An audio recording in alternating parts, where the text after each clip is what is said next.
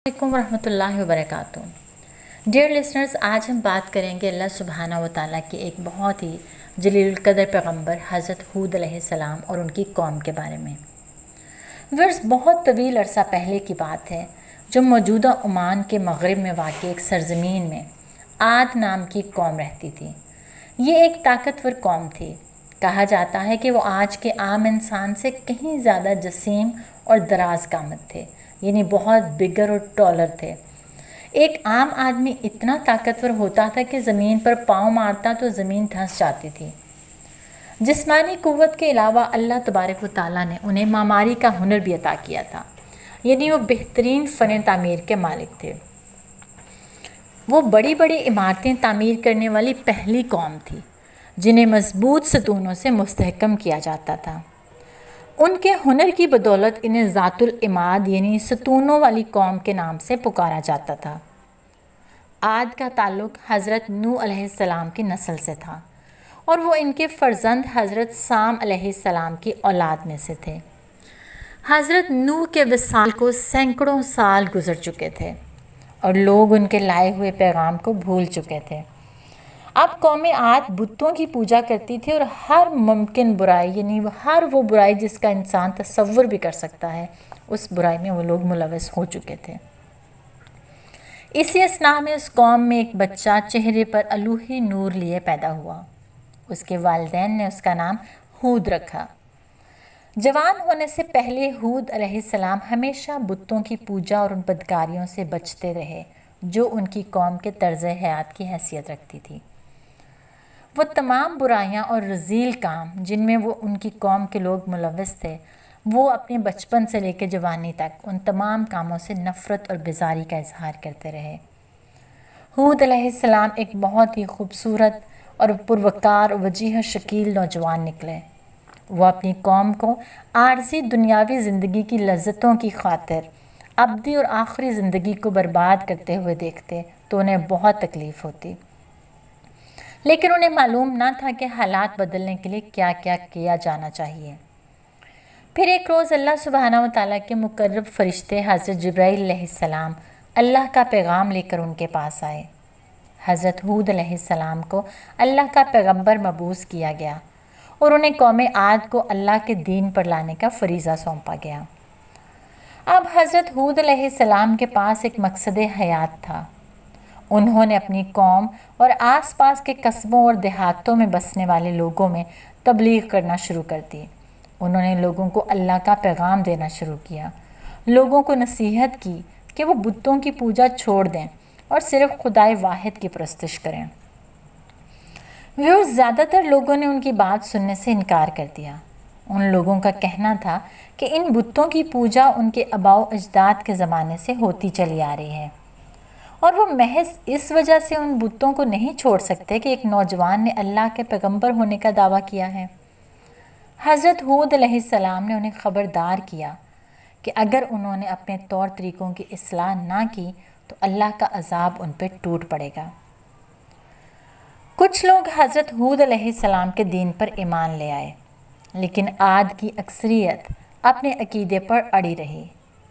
इस अकीदे को छोड़ देना आसान ना था जिसकी पैरवी उन्होंने तमाम उम्र की थी, खुसूसन उस वक्त जब उन्हें अपनी बदकारियों को छोड़कर अल्लाह के बनाए हुए कानून की पैरवी भी करना पड़ती।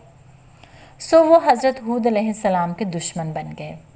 आद के हुक्मरान शद्दाद ने हज़रत हूद अलैहिस्सलाम को धमकियाँ दी कि अगर उन्होंने तबलीग का काम बंद ना किया तो वो उन्हें सख्त सज़ा देगा। उसने हूद अलैहिस्सलाम को कहा कि तुम अल्लाह का पैगाम देना बंद कर दो और हमारी बुतों की पूजा की राह में रुकावटें मत डालो। हज़रत हूद अलैहिस्सलाम ने उसको अल्लाह की राह पर आने की दावत दी और वादा किया कि अगर वो अल्लाह के दीन पर ईमान ले आए तो उसे अगले जहान में जन्नत नसीब होगी।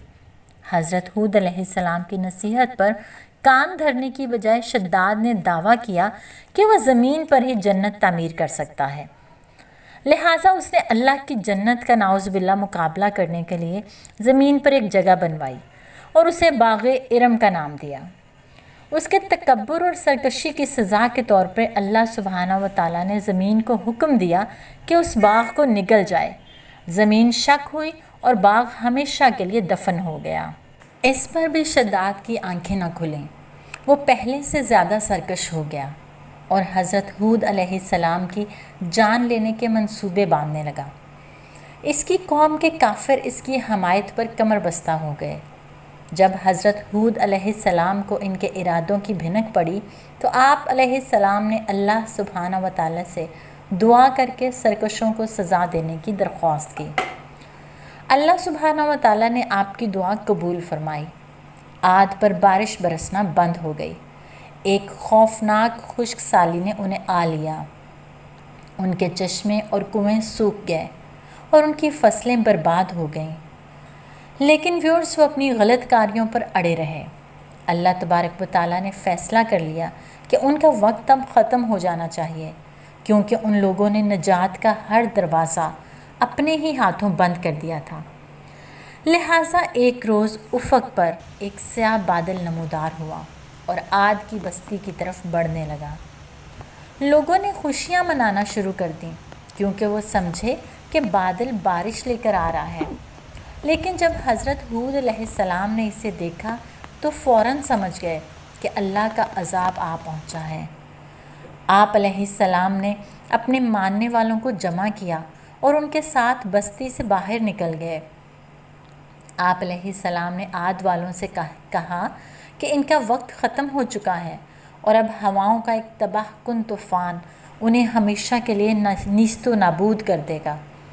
عاد نے بھی بستی سے نکلنے کی کوشش کی، لیکن اللہ سبحانہ و تعالیٰ نے باہر نکلنے والے ہر راستے پر سانپ اور بچھو بکھیر دیے۔ استغفر اللہ۔ بالآخر وہ اکڑ کر کھڑے ہو گئے اور بولے، ہم ہود علیہ السلام کے خدا کی بھیجی ہوئی ہواؤں کا مقابلہ کریں گے۔ ہم نے بڑی بڑی اور مضبوط عمارتیں بنائی ہیں جو کسی بھی طوفان کا مقابلہ کر سکتی ہیں۔ ہم خود بھی دیوؤں کی طرح جسیم اور طاقتور ہیں۔ ہم سے زیادہ مضبوط اور اونچا چوڑا لمبے جسم کا مالک کوئی نہیں۔ کوئی ہوا ہمارا بال بھی بیکا نہیں کر سکتی۔ اللہ اکبر! ان کا یہ تکبر ان کو لے ڈوبا۔ ہوا یوں کہ ہوا کے پہلے ہی ریلے نے ان کی بڑی بڑی عظیم الشان عمارتوں کو ان کے سمیت اکھاڑ پھینکا۔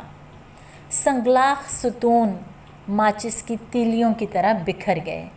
دیو کامت لوگ خشک پتوں کی طرح ہوا میں اڑتے ہوئے گھومنے لگے اور پھر آلوؤں کی بوریوں کی طرح زمین پر پٹک دیے گئے۔